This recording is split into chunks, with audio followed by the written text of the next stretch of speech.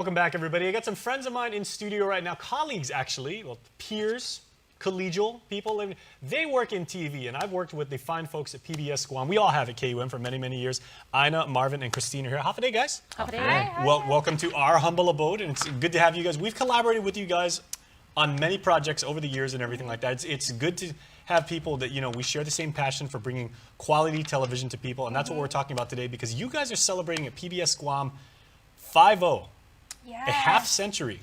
It's such a milestone for us. 50 years of broadcasting public for 50 programming. years now. Yeah, broadcasting 50 years of educational television for Guam now since 1970. Yeah, so it's kind of unbelievable, huh? Okay, and I must say I was one of those kids who spent, if not the entire Saturday morning, that a significant portion of it watching all of the recap episodes of like Sesame Street that you guys would air. I mean, Sesame Street, Electric Company, Mr. Rogers. I grew up on all of that. You know, Masterpiece Theater was always a little bit, you know, too advanced for me.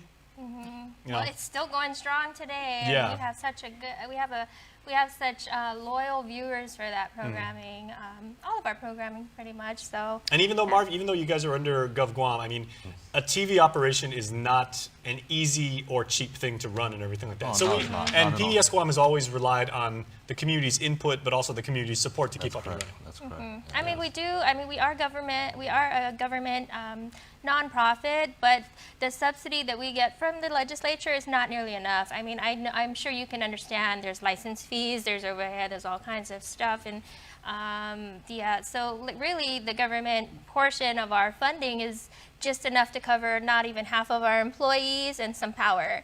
Everything else we have to be creative and have fund, you know, raise funds to support the station and bring this educational programming to the island. Okay, so Christine, we are doing this in only the way that PBS can, because you guys are basically, I take my cue from you guys. Whenever I hear pledge drive, telethon, and everything, I'm like, you guys literally wrote the book on how to do that and everything. Pretty much, I guess you could Your say. telethons are legendary. I grew up volunteering, like when I was going to public school here. We would volunteer and help out with those, answer phones at various occasions. You know, we would call up and pledge. And we still rely a little bit on volunteers, so if you're free that night, you can swing by. But yes, you know, they help us answer the phones throughout the night. You know, pretty much get the pledges up to where they need to be. Again, this is a 4-hour event from 7 to 11 p.m. On March 11, which is tomorrow evening. You know, just to let our supporters know that, you know, there are a couple of different ways, I guess, that they can call in to make their pledges, or they can, that's via phone at 734-5483, or they can also go into our website.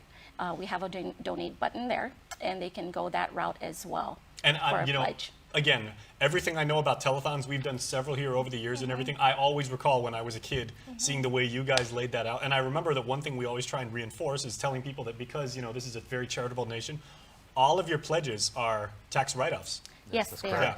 You can actually end tax season, you know, if you Yes. already haven't started, you know, if you're wrapping up and everything like that, this would be a great thing to have on it. Yes, yes, it is, definitely. Okay, excellent.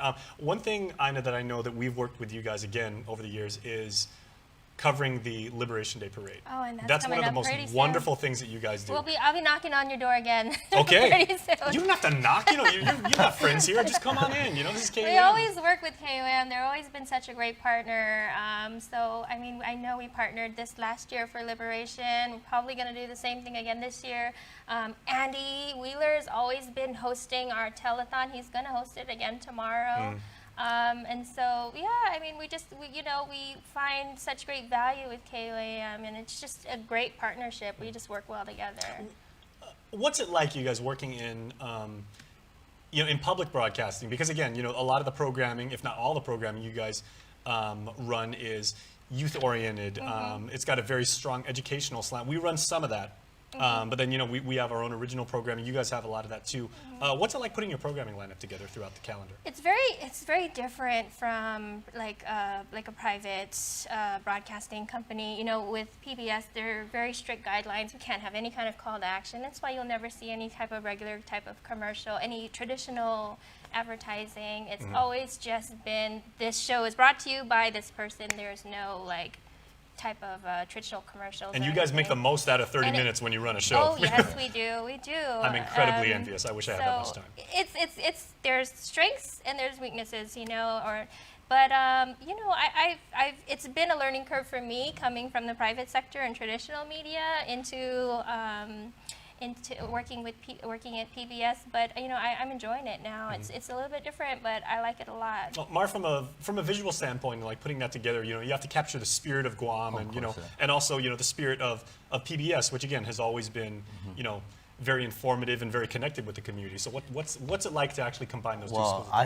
have children myself, so for me to grasp the idea of what kids, you know, I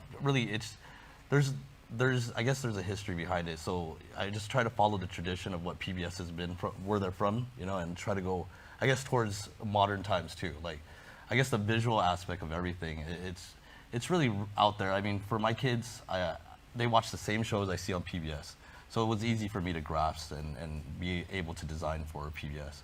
I mean, I'm still new there. I just started not too long ago, but I'm enjoying every moment right now. Yeah. I remember a couple of years ago, I tried to get back into Sesame Street, and we'll end with Christine. I was like, who's this Elmo guy? He seems to be like kind of popular. I'm way out of touch. So can you let people know again, what is the website and what is the phone number if people would like to pledge? They can go on to pbsguam.org.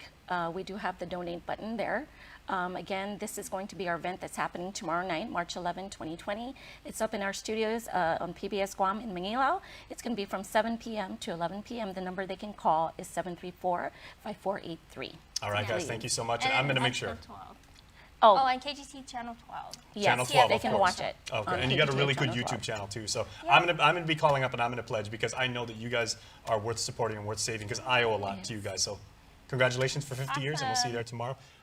Please make sure, guys, make sure to give them a few bucks and everything. They are really good people doing a really good service for the community, and we'll be back right